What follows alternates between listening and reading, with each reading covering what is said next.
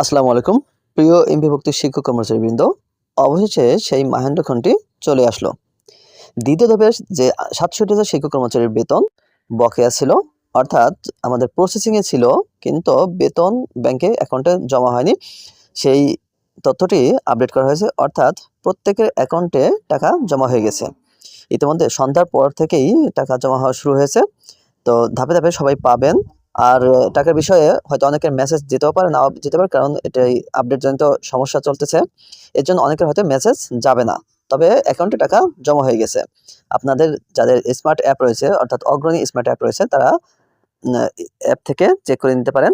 আর অন্যান্য ব্যাংকে যারা টাকা পান, অর্থাৎ সোনালী, রূপালী বা পূবালী ব্যাংকে যারা টাকা পান, তারা তাদের নিজ নিজ অ্যাকাউন্টে চেক করে আপনারা ব্যালেন্সটি জানতে পারবেন। প্রত্যেকের টাকাই অ্যাকাউন্টে জমা হয়ে গেছে, এ বিষয়ে আর কোনো চিন্তার কোনো কারণ নেই। আর যাদের সংশোধনের প্রয়োজন রয়েছে, তারা ইতিমধ্যে সেই বিষয়ে আমি আমার আগের ভিডিওতে জানিয়েছি যে সংশোধন প্রক্রিয়া খুব শীঘ্রই শুরু হবে। হয়তো যতদূর সম্ভব ১-২ তারিখের মধ্যেই সংশোধন প্রক্রিয়াটি শুরু হয়ে যাবে। সেজন্য আপনারা ধৈর্য ধরুন, কারণ আ এটি আসলে ধৈর্য ধরার বলারও কোনো অপেক্ষা রাখে না। কারণ ইতিমধ্যে আমরা ১ মাস বেতন ছাড়া কাটিয়েছি। এর জন্য হয়তো ধৈর্য ধরা বলার ভাষাটা আমার নেই।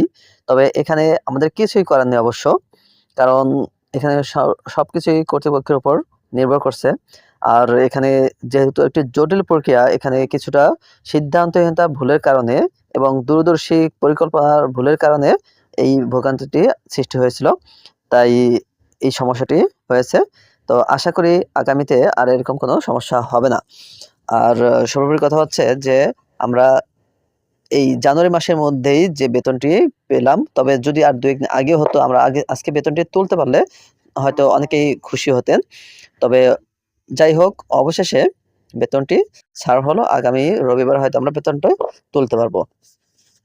আর সংশোধনের বিষয়টিও প্রক্রিয়াকরণ হচ্ছে, সে বিষয়ে নির্দেশনা দিলে আপনাদেরকে জানিয়ে দেওয়া হবে এবং কিভাবে সংশোধন করবেন, কি কি কাগজপত্র জমা দিতে হবে, সেই বিষয়টি আমি বিস্তারিত জানিয়ে দিব। তাই যদি চ্যানেলটিতে নতুন হয়ে থাকেন, অবশ্যই চ্যানেলটি সাবস্ক্রাইব করে পাশে থাকার অনুরোধ রইল। সার্বক্ষণিক শিক্ষামূলক এবং চাকরি বিষয়ক যে কোনো ভিডিও পেতে চ্যানেলটি সাবস্ক্রাইব করে এবং পেজটিতে ফলো দিয়ে রাখার অনুরোধ রইল। আর ইএফটি এবং মহার্ঘ বিষয় নিয়ে আমার বিভিন্ন ভিডিও রয়েছে। ইএফটিতে যারা আবেদন করেছেন, আবেদনে যদি কোনো ভুল ত্রুটি হয়ে থাকে, সেগুলো কিভাবে সংশোধন করবেন সে বিষয়ে ভিডিও আসছে, এবং আপনারা আবেদনগুলো কিভাবে সাবমিট করেছিলেন সে বিষয়টিও আমার অন্য ভিডিওতে দেখে নিতে পারেন, যে কিভাবে সাবমিট দিতে হবে এবং কিভাবে আপডেট করতে হবে, সেগুলো এখন চাইলে দেখে নিতে পারেন। আর প্রিয় ভিউয়ার্স, সবার জন্য অনেক অনেক শুভকামনা জানিয়ে আজকের ভিডিও এখানে শেষ করছি। দেখা হবে নতুন ভিডিওতে। আল্লাহ হাফেজ।